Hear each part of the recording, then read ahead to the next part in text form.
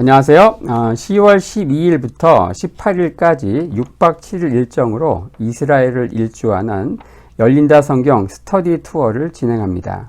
열린다 성경 스터디 투어는 단순한 성지순례가 아닙니다. 매일 아침 1시간 반씩 성경과 그리고 인문학을 주제로 공부한 후 현장을 답사하는 기독교 인문학 여행입니다. 로뎀나무 아래에서, 갈멜산 언덕에서, 그리고 갈릴리 호수에서 성령의 임재를 경험하고 싶은 분들을 이번 스터디 투어에 초대합니다. 자세한 일정과 참가자들의 리얼 후기 등은 영상 하단에 링크를 참고하시기 바랍니다.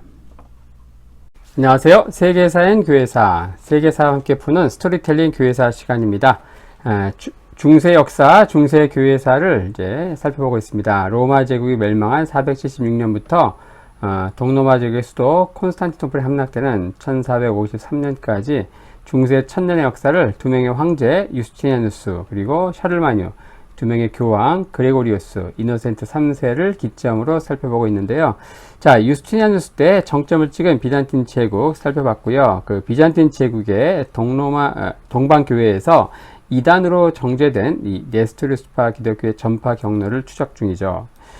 얘들이 네스토르스파 동방으로 간 기독교라는 주제로, 자, 비잔틴 제국의 적대 국가인 페르시아를 거쳐서 헤프탈 그리고 중앙아시아, 최종적으로 당시 중국의 당나라까지 와서 흥망성쇠를 겪은 과정에 대해서 살펴봤습니다.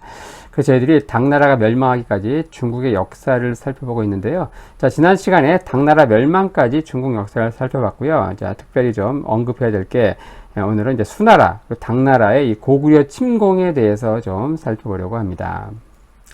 자, 589년 이 수나라가 이 남북조의 분열기를 통일할 즈음 이 한반도의 세 나라, 고구려, 백제, 신라 이 삼국도 눈부신 발전을 거듭하고 있었습니다. 그중 이 중국과 국경을 맞닿은 이 만주의 실력자 고구려, 이 고구려는 바로 중원의 이 수나라에게는 굉장히 눈엣 가시였죠. 자, 이 즈음 돌궐도 몽골 초원을 중심으로 강력한 국가로 부상하고 있었죠. 바로 수나라가 통일했는데 바로 고구려, 백제, 신라도 발전을 거듭하고 있었고, 이 고구려 그리고 북쪽의 돌궐 역시 이제 굉장히 강한 상태에 있었다.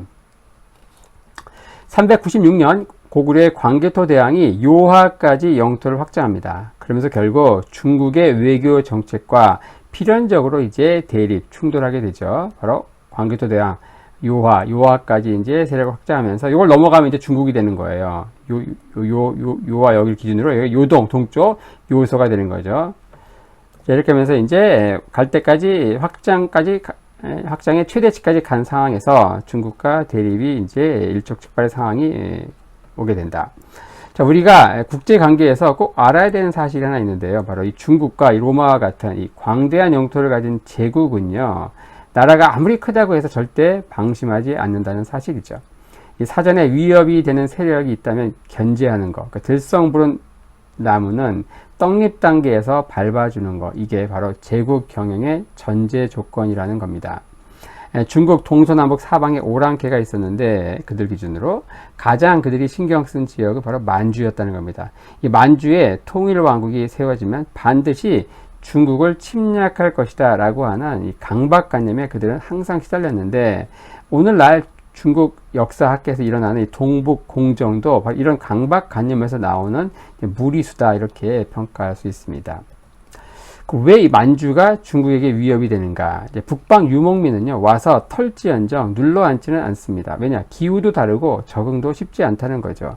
하지만 이 만주족은요, 반농 반목, 그러니까 농사를 짓기에 눌러앉을 가능성이 상당히 농후하다는 겁니다. 거기다 이 만주는요, 중국 최대의 철광, 석탄 산지거든요. 거기다가 세계 4대 곡창지인 만주 평야를 끼고 있는 거예요. 그러니까 한마디로 이 지역은 유목민족의 군사력, 여기다가 농경민족의 국가 운영 능력을 겸비한 지역이다. 만약에 이들이 이 카리스마 넘치는 지도자를 만나서 포텐이 터지는 날에는 정말 중국도 감당하기 힘든 쓰나미가 된다는 것이죠. 자, 수나라는 통일의 기세로 어때요? 돌궐과 고구려를 예의주시했다. 최악의 상황은 뭘까요? 이 고구려하고 돌궐이 연합해가지고 수나라를 침공하는 거예요. 다행히 당시 돌궐은 동돌궐과 서돌궐로 분열되어서 한시름 놓았는데, 하지만 이 고구려는 수시로 동돌궐과 연합해가지고 고구려의 공격에 맞서 적극적으로 대비책을 강구하고 있었던 상황이었습니다. 자, 수나라의 건국자 문제 이미 살펴본 대로 지난 영상에서 그는 대단한 인물이었다. 엄청난 업적을 세우는데 과거 제도 등 수많은 국가 체제 정비한 거 이야기했습니다. 수나라의 제도는요, 이후 중국 왕조뿐 아니라 당시 삼국시대, 또 동아시아 이 각국에서도 그대로 모방할 정도로 굉장히 탁월한 제도를 만들죠. 그는 사치를 금해서 또 민심도 얻고요. 또 당시 동솔은 아닌 돌궐은 특히 동돌궐은 납작 엎드려서 이제 수나라에게 이제 엎드린 상태였다. 하지만 당시 370년 만에 중국 대륙을 통일한 수나라는 그야말로 동아시아 절대 강대로 부상하던 중이었다는 겁니다. 이런 수나라가 결국 고구려를 침공하게 되는데, 수나라의 고구려 침공의 명분은 어떻게 보면 치졸합니다. 고구려가 돌궐과 결탁했다는 소문, 그리고 유독 고구려만 신하를 자청하면서 입조하지 않았다는 거, 요게 이제 침공 이유예요. 이걸 전문용어로 괘씸죄다 이렇게 얘기하죠. 이 고구려 영량왕에게 수문제는 협박성의 편지를 보냅니다. 당신이 요하를 믿고 입조를 거부하는가? 짐은 양자강을 넘어 대륙 전체를 정벌한 위인이니라. 요하 건너는 건 식은 죽 먹기라네 라면서 편지를 보내죠.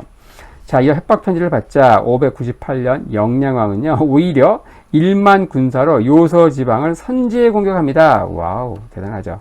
평양에서 요서, 바로 고구려 영량의 선제 공격, 598년, 요 초록색 따라가 볼까요? 바로 요서 지역을 1만 군대로 선제 공격을 한다. 이러니까 기가 막히겠죠. 어이없습니다, 완전히.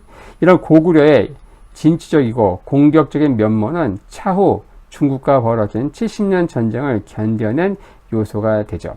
598년 기가 막힌 수 문제는 결국 30만 대군을 출격시킵니다. 하지만 난관에 봉착하죠. 요소 행군 도중 폭우가 내렸는데, 자, 지도 함께 볼까요? 자, 수 문제 침공,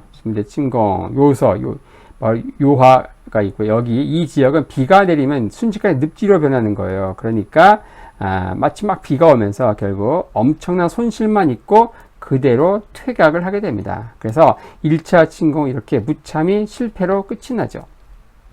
고구려는 형식적인 사죄 사절을 보내서 사태를 진정시켰습니다. 그 뒤를 이어서 수양제가 등장하죠. 그는 아버지와는 전혀 다른 인물이었죠. 정무보다는 먹고 마시는 데 주력하면서 황제 라이프를 즐기는 인물이었는데, 그 역시 고구려의 입조 명령을 내리죠. 하지만 고구려는 거부합니다. 당시 고구려의 남하 정책을 경계한 백제와 신라의 출병 요청은 좋은 명분이 됩니다. 결국 612년 군신의 예를 어기는 자라는 힐책으로 수양제는 대규모 고구려 원정을 하게 되죠. 이 113만 8천의 대군을 이끌고 가는데 육군 사령관은 우문술, 그리고 수군 사령관은 네오아가 맞습니다. 하루에 한 개 군단씩 출발했는데 전군이 출발하는데 무려 40일이 걸렸다고 합니다. 1차 대전까지 최대 규모의 병력 동원이라고 하네요. 하지만 당시 이 수나라에 맞섰던 고구려도 만만한 존재는 아니었다는 겁니다. 일단 동북아 최강 기병인 계마무사 군단이 있었어요.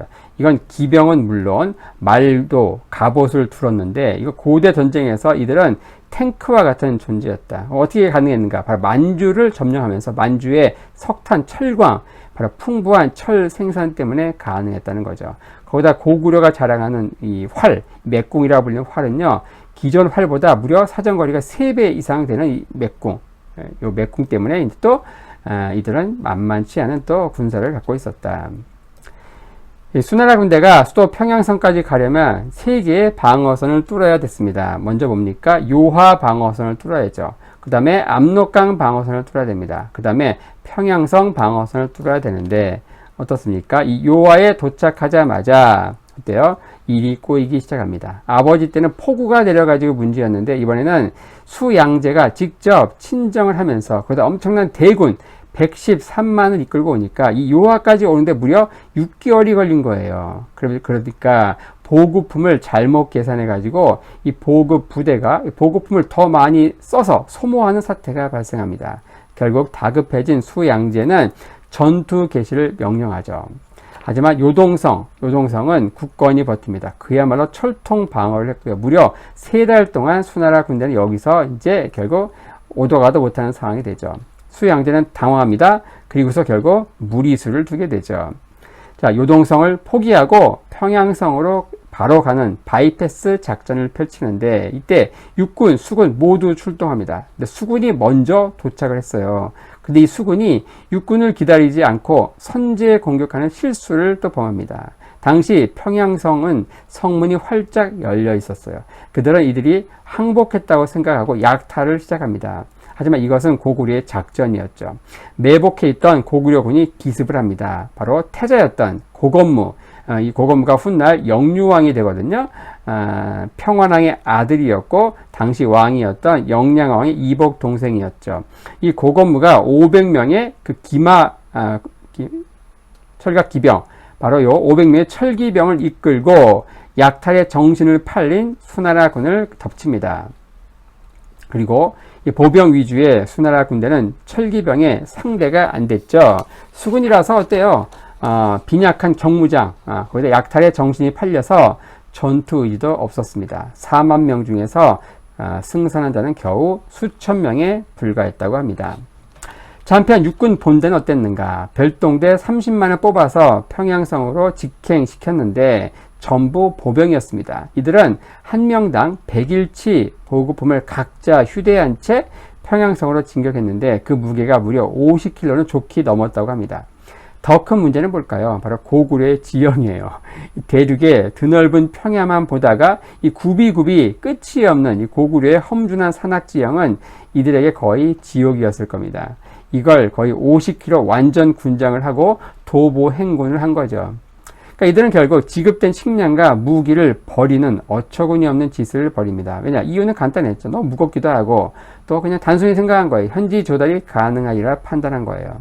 하지만 고구려는 뭐합니까? 초토화 전술, 청해화 전술을 실시하죠. 쌀 한 톨도 수나라 군에 넘어가지 않도록 하죠. 심지어 우물에는 독을 탑니다. 자, 기진맥진한 수나라 군대 앞에 사방에서 힛된 전략을 자유자재로 구사하는 날쌘 고구려군이 수시로 나타납니다. 그리고 천신만고 끝에 녹체가 되어서 평양성에 도착했죠. 이들이 가장 기대한 건 뭘까요? 바로 수군을 만나서 식량 지원을 받는 거예요. 음식 다 버렸잖아요. 그런데 수군은 이미 살펴본 대로 어때? 이미 만신창이가 돼서 돌아간 상황이었다. 육군 별동대는 어떻게 될까요? 좌절합니다. 만약 이런 사실을, 수군이 돌아갔다는 사실을 압록강 유역에서 미리 알았다면 철수해서 후위를 도모했겠죠. 하지만 이미 평양성까지 왔어요.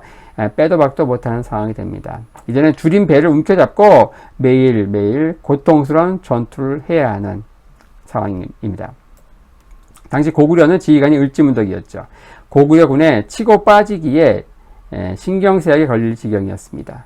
을지문덕은 당나라 수나라 군대의 이런 상황을 정확히 파악하고 있었습니다. 자, 이번 기회에 이 수나라군을 완전히 전멸시키고자 계획했죠. 그는 시 한 수를 지어서 수나라 진영에 전달합니다. 신통스런 계책은 천문을 뚫었고 묘한 계산은 지리에 통했도다. 싸움에 이겨 이미 공이 높으니 만족하고 돌아가라. 이런 시 한 수를 지어보냅니다. 수나라는 이걸 고구려가 패배를 자인한 것으로 애써 착각합니다. 그리고 서둘러 철군을 결정하죠. 그리고 후퇴가 아니라 전쟁이 끝나서 돌아가는 거라고 스스로 자위하면서 말이죠. 속된 말로 정신 승리하는 겁니다. 하지만 을지문덕은 최정예 철기병으로 뒤를 몰래 쫓습니다. 그리고 살수에 이르렀을 때 뚝으로 강을 막았다가 뚝을 무너뜨려서 전멸시키죠. 소위 말하는 살수대처, 바로 여기 살수대처, 여기에서 어때요? 113만 8천 중 결국 돌아간 자는 고작 2만 7천에 불과했다고 하는 그 살수대처입니다. 이 최악의 폭군 수양대는 한 번의 전쟁으로 모든 걸 잃었습니다. 그는 이후에도 2번 더 출정하는데 모두 실패하죠. 그래서 당시 수나라에서는 요동에 가서 개죽음 당하지 말자라는 노래가 유행했다고 합니다. 하지만 수양대는 연구나 반성은커녕 계속 군사를 동원했죠. 하지만 군사가 모이지 않고 뭐가 모여요? 전국 각지에서 반란군만 일어섭니다. 그 반란군 수계가 무려 13명이 넘었다고 합니다. 그들이 난립하면서 결국 618년 수양제는 친위 대장에게 암살당하죠. 이 고구려 원정 실패는 결국 수나라의 몰락의 길을 재촉한 것이죠. 자, 이후 중국 전역은 무정부 상태가 되고요. 각지 군벌들끼리 토너먼트를 거쳐서 결승전을 치릅니다. 그리고 최후 승자는 누가 될까요? 당국공 이연. 그는 바로 당나라의 건국자 당고조가 됩니다. 사실 아들 이세민이 다 하죠. 이연은 나라 이름만 정하고 고조가 되어서 즉위한 이후 2달 만에 아들 이세민에게 황위를 넘기죠. 자, 당태종, 그 역시 고구려 침공을 도모합니다. 결코 좌시할 수 없는 존재였죠, 고구려가. 자, 이젠 고구려의 상대 누굽니까? 최악의 폭군이 아닌 이 중국 역사상 가장 뛰어난 성군으로 추앙받는 그 황제와 고구려가 한판 승부를 벼르게 됐다는 겁니다. 자, 양국은 처음에는 미소 정책을 펴니다. 서로 유학생을 교류시키며 적극적인 화친 정책을 펴죠. 고구려도 영유왕이 즉위하면서 당시 평양성에서 500 철기병을 이끌고 맹활약했던 그 태자 고건무가 왕이 됐어요. 영유왕으로 즉위합니다. 고구려도 영유왕이 즉위하면서 유례없는 저자세로 일관하는데 태자 때는 수나라 전쟁의 영웅이었죠. 하지만 왕이 된 후에는 당나라와 친교 노선을 합니다. 전쟁 포로도 풀어주죠. 그리고 가장 중국적인 종교인 도교도 받아들이면서 적극적으로 당나라의 환심을 삽니다. 심지어 고구려의 지도까지 당나라에 보내는 파격적인 왜고 행보를 하죠. 왜 그랬을까요? 그는 비록 전쟁에서 이겼지만 수나라 침공 같은 대규모 전쟁을 다시 겪고 싶지 않았을 겁니다. 고구려도 절대 바보는 아니었죠. 나름 대비책을 강구했습니다. 이 부여성에서 비사성까지 이르는 천리장성을 축조한 건데요. 부여성에서 비사성까지 이르는 이 천리장성 이때 축조가 되죠. 정보 인력도 파견했는데 보니까 당나라는 신생국이었고 북쪽에 돌궐 그리고 서쪽에 토번 등과 빈번한 마찰이 있다는 정보가 들어왔어요. 그래서 고구려는 당분간 침공은 없을 것으로 판단한 겁니다. 당나라도 진제덕이라는 평화사절을 파견해서 고구려 곳곳을 다니면서 고구려의 지형지물을 면밀히 파악합니다. 자, 이런 상황에서 고구려의 내분이 발생하죠. 642년 천리장성 축조의 책임자였던 연개소문이 쿠데타를 일으킵니다. 그는 화친파였던 영유왕을 살해하고 그 조카인 보장왕을 옹립하죠. 그리고 내친김에 핵심 귀족층 180여 명을 살해합니다. 쿠데타와 함께 반대파 숙청까지 한꺼번에 해치운 거죠. 그리고서 당나라에 대한 강경 노선을 펼칩니다. 화친파 왕이 제거된 데 대해서 당나라는 매우 불쾌했습니다. 이후에 일이 더욱 계속 꼬이게 되는데 당태종은요, 한반도의 삼국이 자신의 제후국이라 생각했거든요. 근데 고구려가 백제와 연합해서 신라를 공격합니다. 그러니까 신라는 당나라에 사신을 파견해서 SOS를 치죠. 당나라는 사신을 파견해서 싸움 중단을 요청합니다. 그러니까 천자국으로서 제후국의 분쟁에 개입할 수 있다는 뜻이에요. 하지만 연개소문은 이를 가볍게 무시하죠. 당태종은 이렇게 전쟁 준비와 함께 전쟁의 명분도 만드는 어떤 치밀함을 보였는데요. 그는 이후 민심 수습에 나섭니다. 당시 중국은 고구려 원정이란 말만 들어도 치를 떨었다고 하죠. 당나라는 필연적으로 원정을 해야 했어요. 그래서 백성들을 설득하는 게 최대 난제였는데, 그래서 당태종은 수도 장안에 노인들을 모셔서 큰 잔치를 벌입니다. 그리고 이번 원정의 당위성을 역설하죠. 그는 실로 무섭도록 치밀한 인간이었던 겁니다. 수나라가 왜 실패했는지 그는 철저히 분석했습니다. 한꺼번에 너무 많은 병력을 투입해서 보급에 문제가 발생한 것이다. 그래서 전투력을 유지하기가 힘들었던 것이다. 결국 적절한 병력 그리고 원활한 보급이 승리의 열쇠라고 판단하죠. 644년 그는 고구려를 침공합니다. 과거 수양제에 비해서 3분의 1 병력으로 한 곳만 집중 공략하는 전법을 씁니다. 30만 대군이 출격하죠. 비만 오면 수령이 되는 요택 지방에 대한 준비도 철저히 합니다. 그는 부교를 만들어서 늪 위에 다리를 건설해서 건너죠. 일종의 실패를 반면교사로 삼은 겁니다. 흔히 당나라 군대를 당나라 군대 오합지졸의 대명사로 이야기하는데, 사실 이 당시 중국 역사상 이 당나라 군대만큼 균형 있게 잘 편제된 군대도 없지요. 하지만 왜 이런 오명이 있었을까? 바로 고구려 전쟁에서 비롯되었을 가능성이 높다고 학자들은 판단합니다. 이 철벽을 자랑하던 요동성이 허무하게 10일 만에 함락됩니다. 왜냐? 창고에서 불이 났는데 강풍으로 번져서 어이없이 함락됩니다. 2만 명의 병력 중 1만 명이 화재로 사망했다고 합니다. 이 배감성은 성주가 몰래 비밀 통로를 개방해서 그냥 함락됩니다. 이렇게 되면서 안시성마저 잃으면 요동 전체를 잃는, 안시성은 그야말로 요동의 최후의 보루가 되죠. 연개소문 이때 최대의 구원부대를 급파합니다. 고현수에게 15만 대군을 주면서 말이죠.